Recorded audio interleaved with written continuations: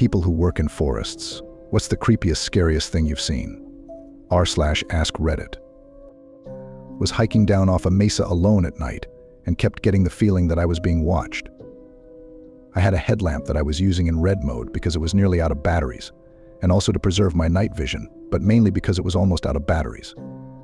Anyway, I get the feeling that I'm being watched for like the third or fourth time, and I'm just like, screw this. What is this? So I turn around and turn the headlamp to spot mode, full bright white light. I see a shape shadow quickly move behind some bushes like 25 yards behind me. Real low, real fast, real smooth. I stood there for maybe a minute weighing my options and decided I pretty much had none and just had to keep hiking. I started making more noise and tried to look bigger, like by spreading my arms with my rain jacket. I also found a good-sized stick. The worst part was I had to go back to red light mode as I knew I didn't have enough battery life to make it back with a white light mode. I'd turn around occasionally and use the spot mode, and I saw green reflected eyes several times when doing so, always about 25 yards off and always low to the ground. Seemed about the size of a deer, but deer don't hang out that low to the ground. Well, or follow you for miles. I turned around and saw these eyes probably about 10 times. I called my friend after I kept seeing the eyes and hiked the rest of the way down talking to him. Basically said, if I don't get back in about an hour, here's where you can find my body, LOLL. It was about a 5-mile hike and my light was flickering and dying towards the end. It died after I got off the mesa, and I hiked the last few miles through fields without a light. Luckily, it was a clear night. The stalking stopped once I left the mesa, at least I think. And that's the story of when I was stalked by a mountain lion all the way off his mesa. I think I was in his hunting territory and it had only just gotten dark. Pretty sure he was curious more than malicious. But man, yeah, it's pretty creepy knowing that you're being followed and watched by a mountain lion.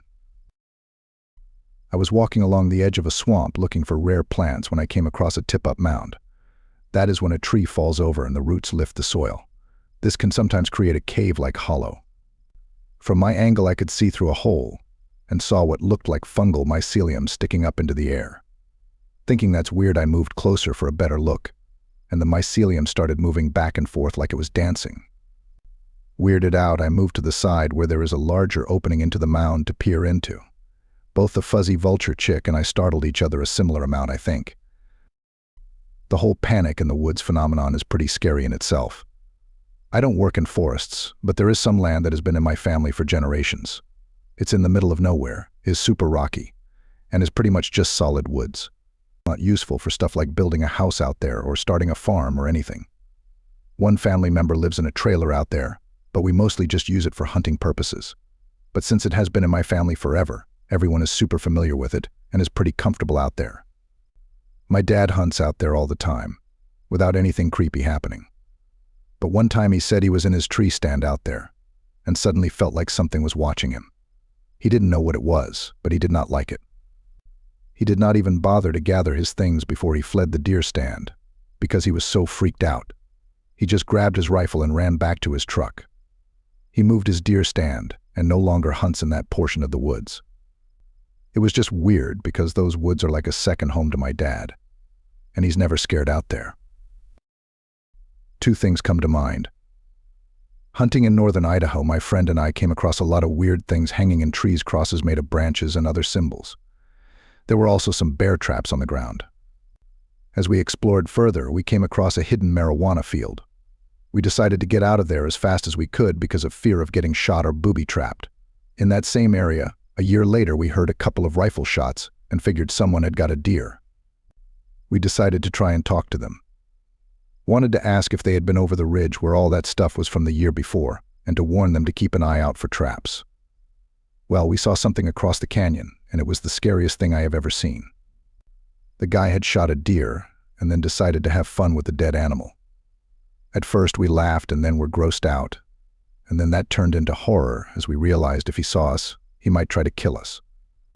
We ran as fast as we could back to the truck and never went back.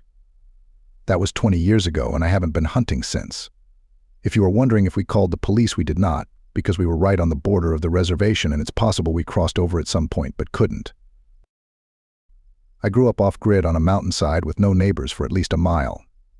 I know that because our driveway was almost exactly a mile long, and no one shared it. We didn't have power or a phone, and as a young teen, I'd often walk about 2 miles through the woods to a friend's house, who lived closer to the main road. I'd usually do this barefoot in the dark, because that's what you do when you can't afford shoes, let alone batteries for flashlights. The trick was to feel the path with your feet, and look up to find gaps in the trees. Anyway, they kept a herd of sheep, and one year something killed one of them and dragged it about halfway to my house, then ate it beside the trail. I walked past it in the dark, and even in the moonlight I knew there wasn't supposed to be a bright patch of white in this part of the trail, but I wasn't exactly going to stop and investigate. I was a brave kid, but we did see black bears and cougars around, and I knew I wouldn't find anything good in the dark. Anyway, I started taking another trail to my friend's house, but in retrospect, that probably wasn't any safer. Years ago, I was at a friend's 16th birthday with about 20 other people. They owned a huge property with something like 10 acres of woodland behind it. This is in Australia. In the middle of the night, we decided it would be fun to play murder in the dark in the woods. Me and my mate grabbed a ladder thinking we would climb a tree and pull it up behind us and no one would ever find us. So we're stomping through the bush lugging this ladder with us while we can hear the person who was counting to 100. All of a sudden, everything goes quiet around us. Insects stop, no wind etc, even the counting sounded muted, and we start hearing this rhythmic thumping sound, something like a galloping horse coming from somewhere in front of us. As we're sitting there puzzled at the sound, it starts to get louder and closer, and we both swear we started to see a light coming through the trees in front of us. At that point, we ditched the ladder and bolted back the way we came. When we got out of the woods, we told everyone what we heard, and my mate's dad told us to go get his ladder back. So off we went, all 20 of us, into the woods with torches retracing our steps. We found the ladder.